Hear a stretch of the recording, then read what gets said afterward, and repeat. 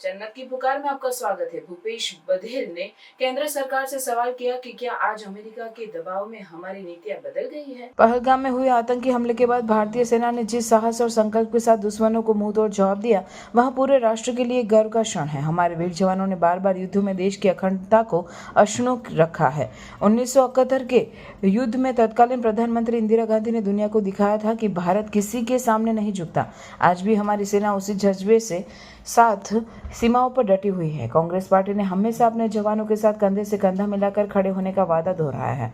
पूर्व मुख्यमंत्री और कांग्रेस महासचिव भूपेश बघेल ने कहा कि जब जब देश पर संकट आया, कांग्रेस ने राजनीति को पीछे रखकर देश हित को प्राथमिकता दी। 1965 में लाल बहादुर शास्त्री जी ने जय जवान जय किसान का नारा देकर देश को एकजुट किया, तो 1971 में इंदिरा गांधी ने अमेरिका के दबाव को ठुकराकर पाकिस्तान को सबक सिखाया। भूपेश बघेल ने मौजूदा सरकार से सवाल किया कि क्या आज अमेरिका के दबाव में हमारी नीतियां बदल गई हैं। उन्होंने जोर देकर कहा कि आतंकवाद के खिलाफ लड़ाई में राष्ट्रवाद की जरूरत है, न कि राजनीति की। 1971 में भारत ने पाकिस्तान के 93,000 सैनिकों को घुटनों पर लाकर अपनी ताकत दिखाई थी और आज भी वही संकल्प बरकरार रहना चाहिए। आज के पत्रकार वार्ता में सभी पत्रकार साथियों का मैं स्वागत करता हूं। आदरणीय साथियों, पहलगाम के आतंकी हमले के बाद हमारी वीर सेना ने जिस प्रकार साहस और संकल्प के साथ दुश्मनों का मुंहतोड़ जवाब दिया, पूरे राष्ट्र के लिए यह गर्व का पल था। हमारे जवानों ने 1965 में, 1971 में और कारगिल युद्धों में भारत की अखंडता को बचाया। 1971 में इंदिरा जी ने दुनिया को दिखा दिया था कि भारत किसी के सामने झुकने वाला नहीं है। आज भी हमारी सेना उसी जज्बे के साथ सीमा पर डटी हुई है। कांग्रेस पार्टी उनके साथ कंधा से कंधा मिलाकर खड़ी है। जब जब देश में संकट आया, कांग्रेस पार्टी ने राजनीति को पीछे रखा और राष्ट्रहित को प्रथम स्थान दिया। 1965 में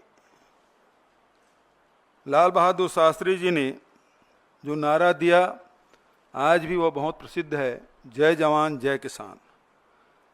इस नारा देकर उन्होंने राष्ट्र को एक सूत्र में बांधा। 1971 में इंदिरा जी ने अमेरिका के दबाव को ठुकराकर पाकिस्तान को धूल चटा दिया था।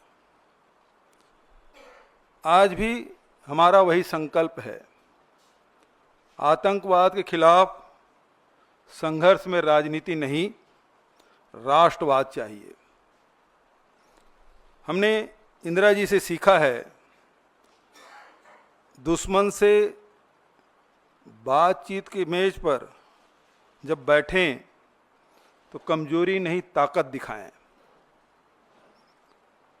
1971 में 93,000 पाक सैनिकों को घुटने टिकाए, लेकिन कभी भी दुनिया के सामने झुके नहीं।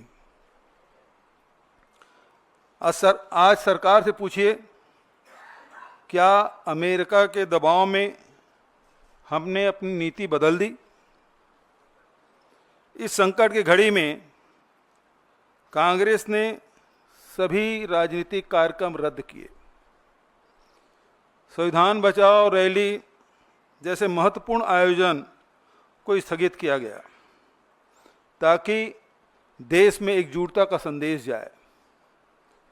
हमने जय हिंद यात्रा निकाली, जिससे सेना का मनोबल बढ़े और जनता के बीच जनता आतंकवाद के खिलाफ एकजुट हो।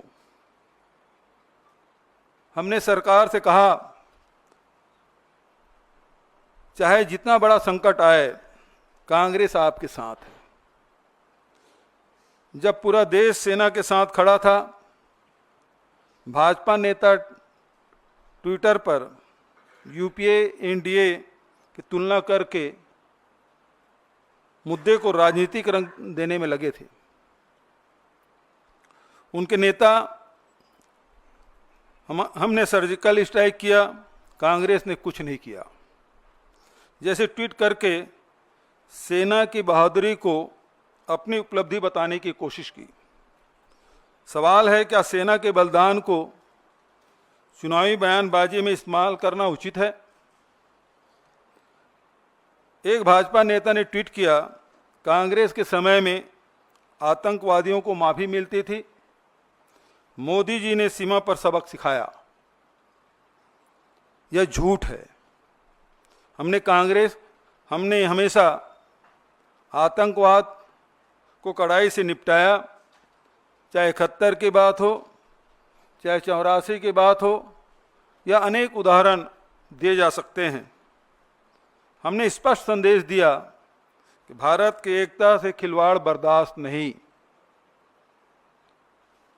कांग्रेस ने पूरे देश में जय हिंद यात्रा निकाली, जो सशस्त्र बलों के पराक्रम को सलाम और आतंकवाद पीड़ितों को श्रद्धांजलि देने की मुहिम। यह यात्रा सेना की वीरता को याद करते हुए समाज में मेलजोल और राष्ट्रीय एकता बढ़ाने का माध्यम भी बनी। दूसरी तरफ भाजपा एक राष्ट्र संकट वाली स्थिति में भी राजनीति करती रही। उसके बाद भी कांग्रेस पार्टी सरकार के साथ खड़ी रही, क्योंकि हम देश के हित की बात करते हैं। अब हम पारदर्शिता की मांग करते हैं। अमेरिकी राष्ट्रपति ने अचानक युद्ध विराम की घोषणा की। क्या भारत सरकार की कूटनीतिक नाकामी नहीं है? जनता जानने के हकदार हैं। क्या हमने तीसरे पक्ष के हस्तक्षेप को स्वीकार कर लिया? पाकिस्तान से वादे क्या लिए, ये भी हमें जानने का हक है। जनता जानना चाहती है। कांग्रेस की मांग मैं फिर से दोहरा देना चाहता हूं, जो राहुल जी और खड़गे जी ने पत्र लिखकर कहा कि संसद की विशेष सत्र बुलाई जाए और उसमें सभी दलों को बताएं कि युद्ध विराम की शर्तें क्या हैं। आज पूरे देश में जो घटनाक्रम घटी है, 22 अप्रैल से लेकर आज तक, जहां हमारे 26 लोगों की जान गई, पूरा देश उद्वेलित था कि आतंकवाद को समाप्त कर दिया जाए, और उस दिशा में कांग्रेस पार्टी ने भी समर्थन दिया। सरकार जो भी कदम उठाए, हम उनके साथ हैं। सरकार ने कदम भी उठाए, सेना से एक खुली छूट उन्होंने दी, और हमारे सेना ने आतंकी ठिकानों को नेस्त नाबूद किया। लेकिन उसके बाद जिस प्रकार से ट्रंप का जो ट्वीट आया है, वो सब हम सबको चौंकाने वाला है। सभी अचंभित हैं, और इससे बहुत सारे सवाल हम सब के मन में हैं। क्या हमने ट्रंप के जो बयान आए, उससे हमने मध्यस्थता स्वीकार कर ली? क्या शिमला समझौता अब रद्द हो गए? हम लड़ाई आतंकवाद के खिलाफ लड़ रहे थे, यहाँ कश्मीर इस मामले में बीच में आ गया। ये बहुत सारे सवाल हैं, और इसलिए कांग्रेस पार्टी ये मांग करती सरकार से कि ऑल पार्टी मीटिंग बुलाए और संसद के विशेष सत्र बुलाए जाए, ताकि स्थिति स्पष्ट हो सके। जनता जानना चाहती है, और ये जो शंका के जो माहौल बना हुआ है, वो बादल छटना चाहिए कि सरकार ने क्या वर्षों से चली आई आ रही हमारी जो रणनीति है उसे बदल दिया गया है, ये जानना चाहती है। आप लोगों की तरफ से कोई सवाल हो तो सादर आमंत्रित।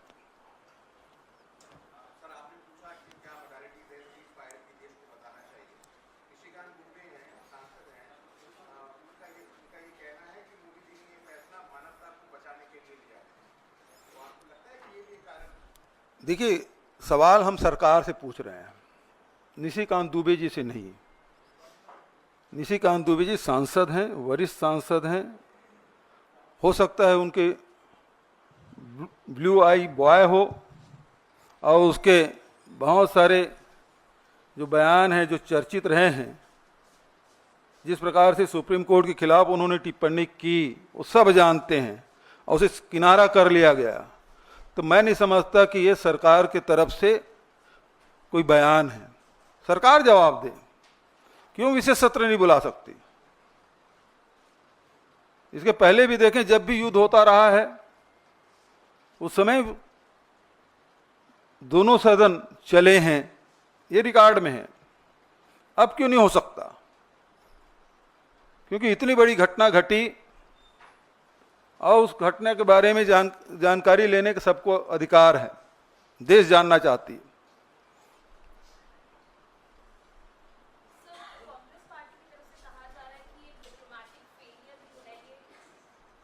डिप्लोमेटिक फेलियर है सरकार का। पहले आईएमएफ की जो मीटिंग हुई थी उसमें अपनी तरफ वोट्स नहीं ले पाए और शाम को यूएस प्रेसिडेंट ने आकर डिक्लेयर किया कि ये जो है सीज फायर हो गया है दोनों पार्टीज के बीच में।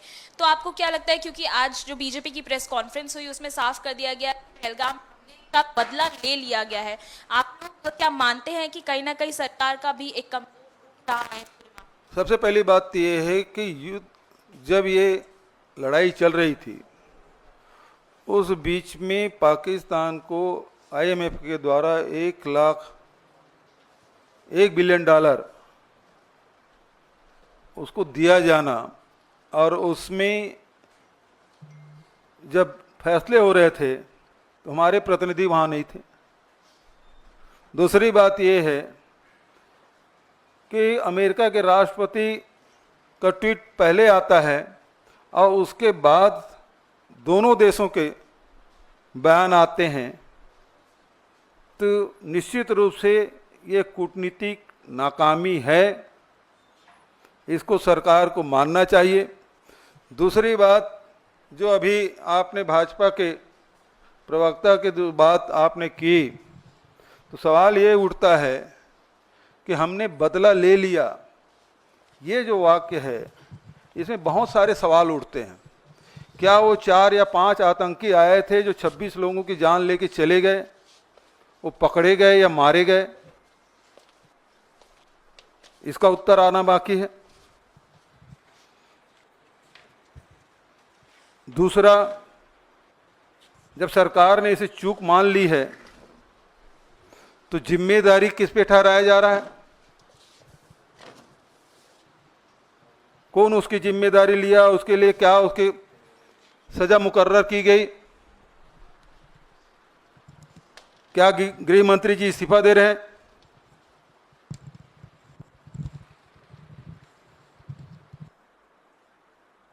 सवाल तो ये है, 26 लोगों की जान गई है, और यदि इसमें इस प्रकार से कार्रवाई नहीं करेंगे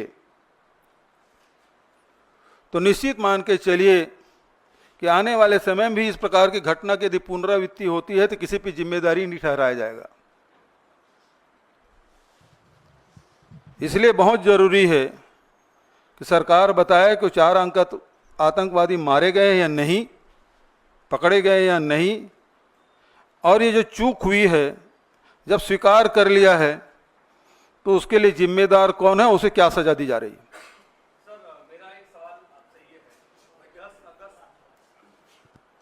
मेरा आपसे सवाल ये है कि 10 अगस्त 1994 को जब दोनों सदनों का विशेष सत्र बुलाया गया था, उस दौरान सर्वसम्मति से पारित किया गया कि पीओके हमारा है और पीओके हमारा अभिन्न हिस्सा है और उस पर कब्जा किया जाना चाहिए। ये 1994 की बात है।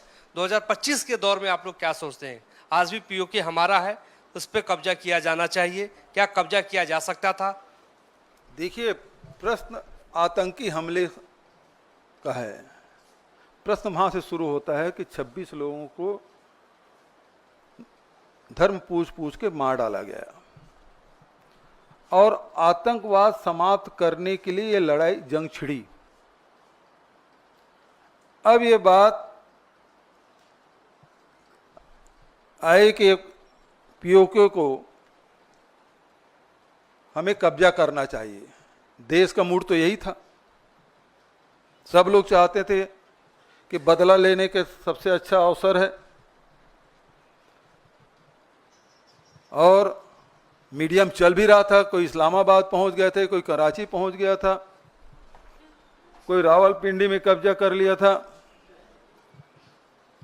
तो जनता तो यही मानेगी कि ना ये जो दिखाया जा रहा है वही सही है, तो पीओके कब्जा कर ही लेना चाहिए। और जब 1994 में आपने इसे पारित कर लिया है और देश ने माना पीओके हमारा है, और शिमला समझौते में भी द्विपक्षीय बात हुई थी, अब इस लड़ाई के बाद तो यह है कि तीसरा पक्ष तीसरे निष्पक्ष जगह में जाके आपको चर्चा करनी है। तो ये तो बहुत ही हम लोगों के लिए दुखद एक घटना है, और ये शर्तें जो है हम सबके लिए बहुत ही शर्मनाक हैं। आम जनता जो आम सेंटीमेंट है वो बहुत भार पर है, और उनको लग रहा है कि हमारा जो देश है उसकी जो मनोभावना थी उसके साथ खिलवाड़ हुआ है। कांग्रेस पार्टी प्रमुख विपक्षी दल है, वो उसे किस तरह से लेती है, पार्टी का क्या मानना है? आम जन अपने आप को ठगा हुआ सा महसूस कर रहा है। पहले हम आतंकवादियों के कैंप पर हमला करने गए थे, फिर उन्होंने हम पर जब दोबारा हमला किया तो हमने तय किया हम धूल में मिला देंगे, एक शांति प्रस्ताव आ जाता है। तो कांग्रेस पार्टी का क्या स्टैंड है? क्या वो आम जनता के साथ है? उसकी सोच भी यही है? देखिए, कांग्रेस पार्टी हमेशा जनता के भावनाओं के साथ रही है। दूसरी बात, हमारे राष्ट्रीय अध्यक्ष खड़गे जी और एलपी राहुल जी दोनों ने आल पार्टी मीटिंग बुलाने के लिए कहा। आल पार्टी मीटिंग हुई, प्रधानमंत्री नहीं आए, दोनों हमारे नेता गए, और उन्होंने स्पष्ट आश्वासन दिया कि इस संकट के घड़ी में कांग्रेस पार्टी सरकार के साथ है, सेना के साथ है, जो भी कदम उठाए सरकार और सेना हम उनके साथ हैं। अब सवाल ये उठता है कि प्रधानमंत्री जी ने तो कहा कि सेना को खुली छूट दे दी गई, तो वापस कब ले लिया गया ये आदेश?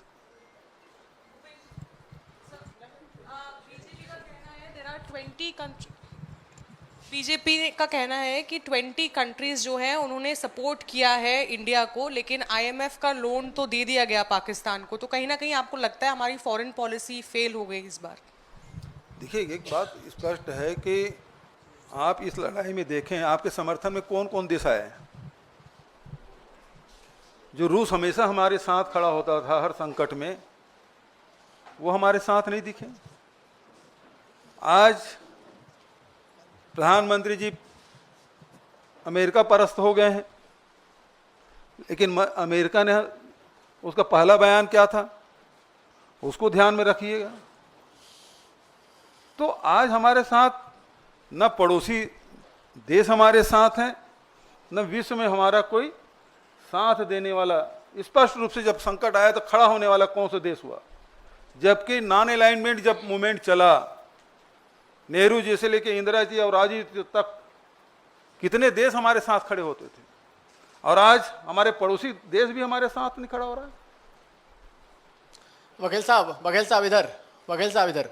अच्छा, मेरा सवाल ये है कि बीजेपी की भी बड़ी बैठक हुई है और उसमें ये कहा जा रहा है कि बीजेपी ने कहा है कि जैसे पाकिस्तान को धूल चटाया गया है, ये एक पूरा कैंपेन देश भर में चलाएगी बीजेपी और बताएगी लोगों को कैसे धूल चटाया गया, और कांग्रेस पार्टी के सारे सवालों का जवाब भी बीजेपी देगी। आप लोग भी कोई कैंपेन चलाएंगे क्या इस मसले को लेकर? देखिए, एक बात स्पष्ट है, कैंपेन चलाने की जरूरत नहीं है। आप विशेष सत्र बुला लीजिए ना, आल पार्टी मीटिंग बुला लीजिए ना, वहां उन सवालों को जवाब दे दीजिए। कैंपेन चलाने की क्या जरूरत है? एक मंच, दो ही मंच तो बात करें, आल पार्टी मीटिंग और संसद का विशेष सत्र, वहां बुला लीजिए, सारे सवालों के जवाब आ जाएंगे। सवाल से भाग क्यों रहे हैं? ऑल पार्टी मीटिंग की बैठक में प्रधानमंत्री दो बार नहीं आए। इसीलिए खड़गे जी ने कहा कि अब ऑल पार्टी मीटिंग होगी और यदि प्रधानमंत्री नहीं आए तो हम उसका बाइकाट करेंगे, हम नहीं जाएंगे उसमें। बघेल जी, भारत और पाकिस्तान के बीच युद्ध विराम एक तीसरे देश की मध्यस्थता के बाद हुई और इसकी औपचारिक घोषणा भी किसी तीसरे मुल्क के राष्ट्रपति ने की है। क्या आपको ये लगता है कि भारत सरकार के परंपरागत रूप से जो स्टैंड थे उसके साथ खिलवाड़ हुआ है और देश की जनता के भावनाओं के साथ विश्वासघात हुआ है? बिल्कुल, दोनों बात, दोनों आपके दोनों सवाल में ही उसका उत्तर है कि हम वर्षों से जो हमारी जो विदेश नीति रही है उसमें बदलाव हुआ है, यही तो हम सवाल कर रहे हैं। क्या आपने बदल दिया है? दूसरा, देश के जनता के साथ के भावनाओं के साथ खिलवाड़ हुआ है। देश की जनता अचंभित है, ये कैसे हो गया? जो विश्व गुरु की बात होने की बात करते, विश्व गुरु को छोड़ दीजिए, उसके पहले भी आप देख लीजिए कि नेहरू जी से लेके इंदिरा जी और राजीव जी तक के जो नॉन अलाइनमेंट वाली बात एक ताकत के रूप में भारत को देखा जाता था, आज अमेरिका जो भी कहे हम सुनने और मानने के तैयार हैं। 1000 साल पुराना हमारी समस्या है कश्मीर, वो एक बार नहीं दो बार बोल रहे ट्रंप जी, लेकिन उसका प्रतिवाद भी हम नहीं कर पा रहे। हमारी स्थिति ये हो गई है, इतनी दयनीय स्थिति हमारी हो गई है।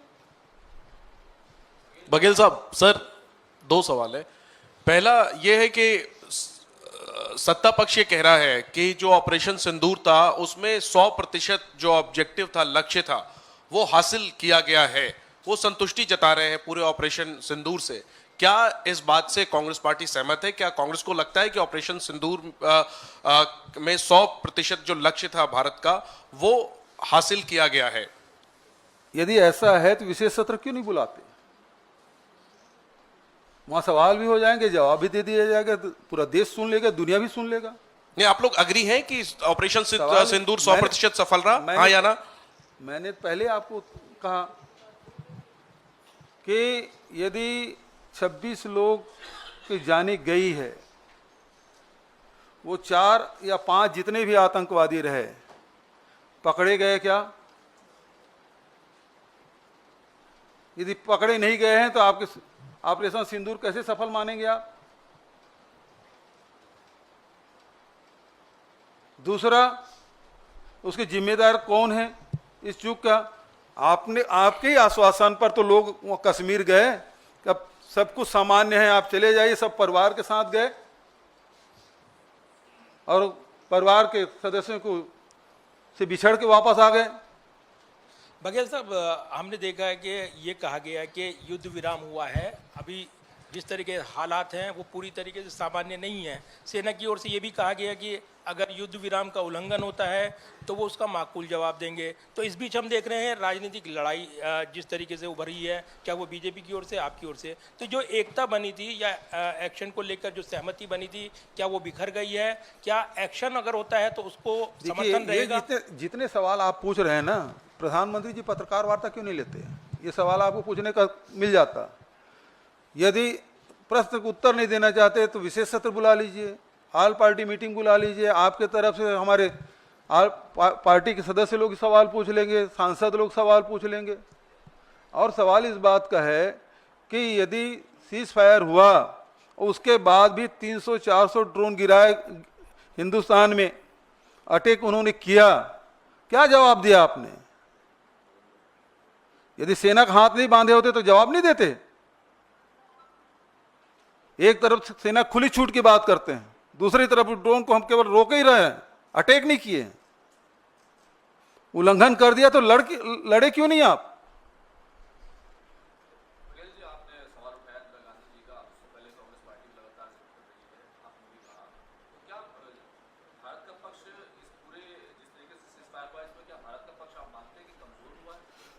देश अपने आप को ठगा हुआ महसूस कर रहे हैं, अपमानित महसूस कर रहे हैं, शर्मिंदित हैं।